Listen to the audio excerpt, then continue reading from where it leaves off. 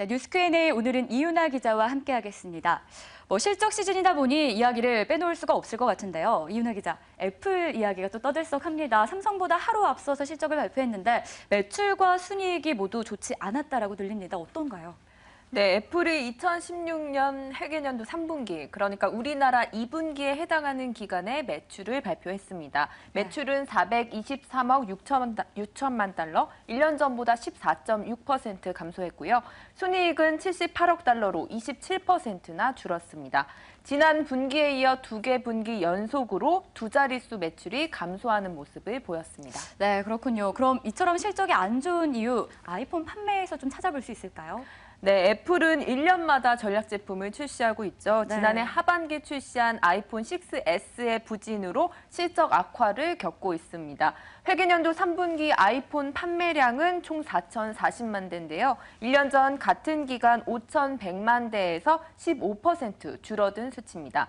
거기에 애플 실적의 효자로 평가받던 중국 지역에서도 수요가 감소했는데요. 홍콩과 대만을 포함한 애플의 중화권 판매는 지난해 같은 기간과 비교해서 33%나 줄었습니다. 네, 그렇다면 삼성전자 이야기를 또 연결해서 해보면 좋을 것 같습니다. 삼성전자의 갤럭시 S7이 글로벌 시장에서 인기를 끌고 있다고 하는데 그 부분은 또 어떤가요? 네, 판매 부진을 겪고 있는 애플과는 달리 삼성전자는 갤럭시 S7 덕에 웃을 수 있을 것으로 보이는데요. 지난해 내내 스마트폰 사업에서 어려움을 겪던 삼성전자는 올 초 내놓은 갤럭시 S7의 덕을 이번에 톡톡히 좀 볼 수 있을 것 같습니다.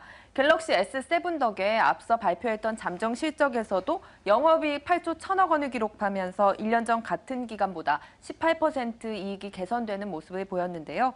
구체적인 수치는 내일 확정 실적이 발표되면 확인할 수 있겠습니다만 업계에선 스마트폰 사업부가 전체 영업이익의 절반가량인 4조 원가량의 영업이익을 거두면서 캐시카우 역할을 톡톡히 했을 것으로 보고 있습니다. 네, 사실 2년 전만 하더라도 애플의 아이폰으로 인해서 애플이 삼성전자를 앞지르는 것 같았는데 올해는 조금 분위기가 바뀐 것 같습니다.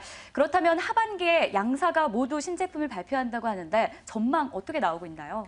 네, 삼성전자는 갤럭시 노트 7, 네. 애플은 또 아이폰 7으로 모두 하반기 프리미엄 스마트폰으로 이제 맞대결을 펼칠 예정입니다.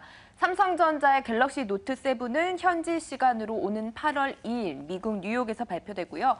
홍채 인식을 앞세운 보안 강화, 삼성페이, 지문 인식 등이 탑재됐을 것으로 보입니다.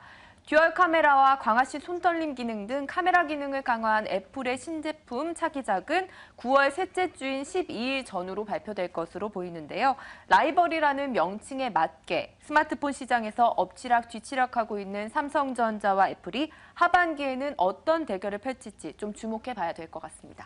네, 이렇게 해서 오늘은 애플의 실적 발표와 함께 글로벌 시장에서 애플과 삼성전자의 향후 전망까지 살펴봤습니다. 이윤아 기자 수고했습니다.